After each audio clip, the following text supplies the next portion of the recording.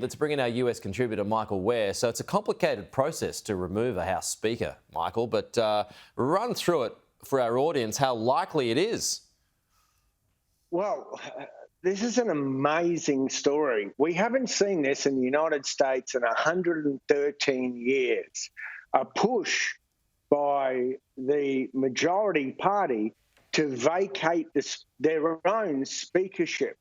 And what's most extraordinary is that this is being fueled by as few as 5 or 6 or 7 really radical ultra-conservatives within the Republican Party itself. If you could imagine a Pauline Hanson faction in the Liberal Party that thinks that Tony Abbott is a socialist, that's basically what is happening. So we just had one vote.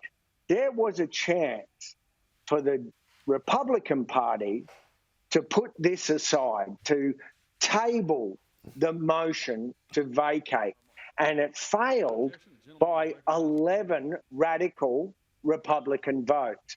We're now having debates live as we speak, as we head in to the vote to remove Kevin McCarthy himself. This is an insight into the civil war within the Republican Party itself.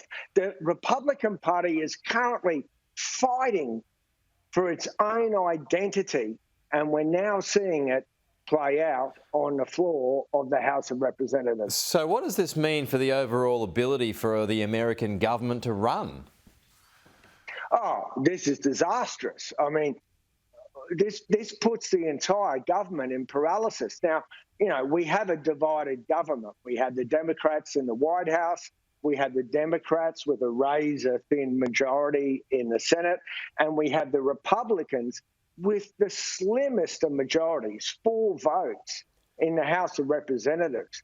So this just freezes the entire ability of the US government to function. And we saw over the weekend, the United States was about to run out of money to pay its troops and federal workers on Saturday night. And it was only the Speaker, Kevin McCarthy, going to the Democrats and crossing the aisle to make a last-minute deal that kept the funding going on a temporary basis, which has been the trigger for this challenge to his speakership. And let's not forget, back in January, when Kevin McCarthy was made Speaker, it took 15 votes, and he had to make compromise after compromise after compromise to these radical ultra-conservatives, one of which was to change the rules so that it only takes one member of the House of Representatives to bring a vote before the House to change the Speaker.